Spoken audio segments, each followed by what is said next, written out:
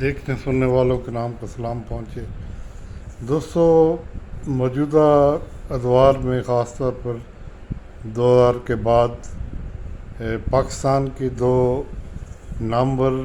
Nuclear ہستیوں کے بارے میں جو رویہ اختیار کیا گیا وہ ہماری تاریخ کا سیاہ ترین باب ہے۔ ان میں سے ایک کل ریلت کر کے ڈاکٹر عبدالقدیر خان، ان کو اس جرم کی سزا دی گئی جو انہوں نے شاید نہیں کیا تھا۔ اگر کیا بھی ہوگا تو ٹیکنالوجی ٹرانسفر کا، تو اس میں ایک علیحدہ ویڈیو بناؤں گا۔ یہ اگر کی بات ہے تو اس میں بہت سارے لوگ شامل ہوں گے، یہ قومی مفاد ہوگا۔ یہ تو اس میں جو شامل لوگ تھے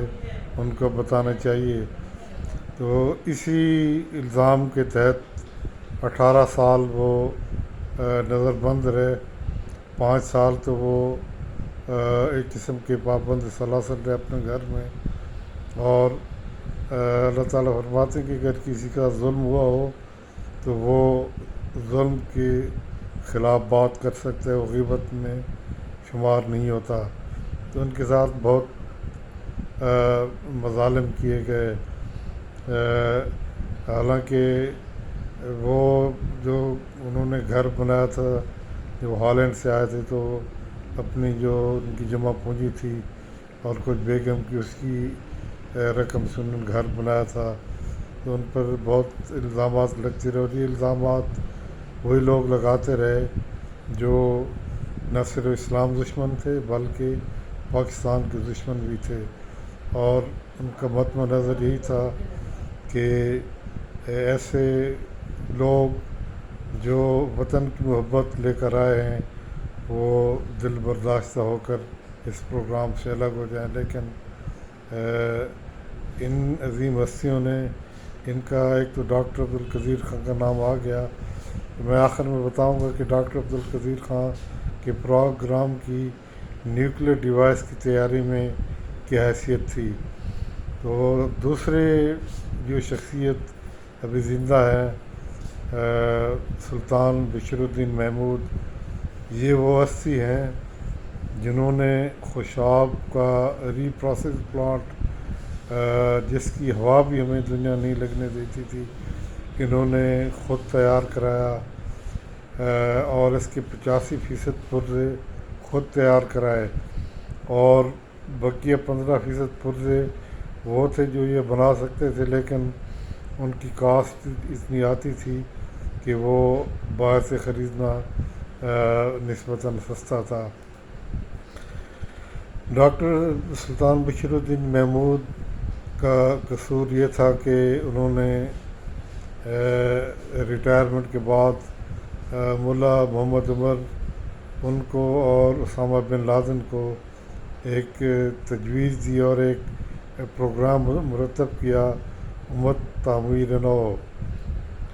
UTN۔ اس کا مقصد یہ تھا کہ افغانستان کو، جس کی کوئی آمدنی کے ذرائع نہیں ہیں، ان کو خیرات پر پڑنے کی بجائے، خیراتی امداد پر پڑنے کی بجائے ایک جدید صلاحیتوں کا حامل ملک بنایا جائے، جس میں منرل جیسے اب ہمیں ریئر ارتھ منرل کے بارے میں معلوم ہو رہا ہے، اس کو نکال کر وہیں پہ اس کی پروسیس کر کے اور خود ہی اخوان بیچیں اور اپنی کاروبار حیات چلائیں۔ تو ڈاکٹر سلطان بشیر الدین محمود کو، ڈاکٹر عبدالقدیر خان کو تو انہوں نے پابندی لگائی تھی، آپ کہیں نہیں جا سکتے۔ سلطان بشیر الدین محمود اس عظیم پائے کے سائنٹسٹ تھے کہ ان کو 59 دن 59 ڈیز تک CIA تشدد کا نشانہ بناتی رہی، اور اس کیلیبر کے وہ سائنٹسٹ تھے کہ جارج ٹینٹ، اس وقت CIA چیف، وہ خود تحقیق انویسٹیگیشن نہیں کرتا، لیکن ان کو انٹروگیٹ کرنے کے لیے خود آیا، اور یہ 59 دن ان کی زندگی کے کرب کے دن تھے، اور بالآخر اب ان کی حالت یہ ہے کہ نہ تو وہ صحیح بول سکتے ہیں اور نہ ان کی جسم کے اعضاء راشا کی وجہ سے پارکنسن ڈیزیز کے شکار ہو گئے اسی ظلم کی وجہ سے، لیکن انہوں نے کہا تھا کہ مجھے کسی سے کوئی گلہ نہیں ہے، میرا سوال اپنے رب سے ہے، اور انہوں نے کسی کو بھی مورد الزام نہیں ٹھہرایا اتنے تشدد کے باوجود۔ اور ہماری قوم وہ ہے جو میراثیوں اور بھانڈوں کو، جب ہم چھوٹے ہوتے تھے تو گانے بجانے والوں کو میراثی کہتے تھے، اب ہم سنگر کہتے ہیں اس دور میں، نقالوں کو اس وقت بھانڈ کہتے تھے، جو نقلیں اتارتے ہیں آج ان کو اداکار کہتے ہیں۔ جس قوم کے دلوں میں ایسے لوگ بستے ہوں جو شمع محفل بنے، تو اس قوم پر اسی طرح کے عذاب آتے ہیں جیسے گزر رہے ہیں لوگ، مہنگائی کا رونا رو رہے ہیں، چوروں ڈاکوں کی وہ سر کا تاج پہناتے ہیں۔ چنانچہ دوستو، ڈاکٹر عبدالقدیر کا کام دو چار الفاظ میں بتاؤں کہ ایک جزیرہ ہے جس میں کوئی چیز نہیں، وہاں پر ایک بہت خوبصورت پاورفل بہترین گاڑی تیار کی گئی ہے،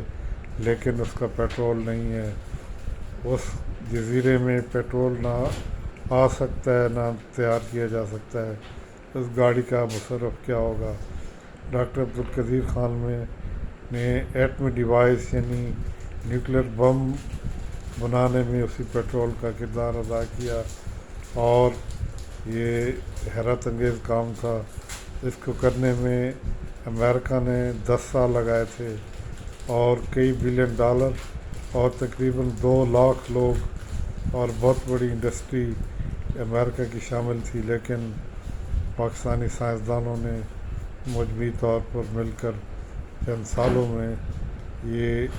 نہ صرف مواد تیار کیا بلکہ اس کو انجام تک بھی پہنچایا۔ اس میں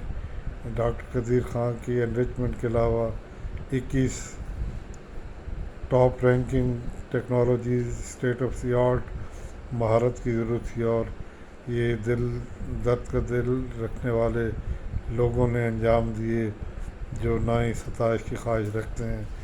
اور نہ ہی اپنا نام ظاہر ہونے کی خواہش رکھتے ہیں۔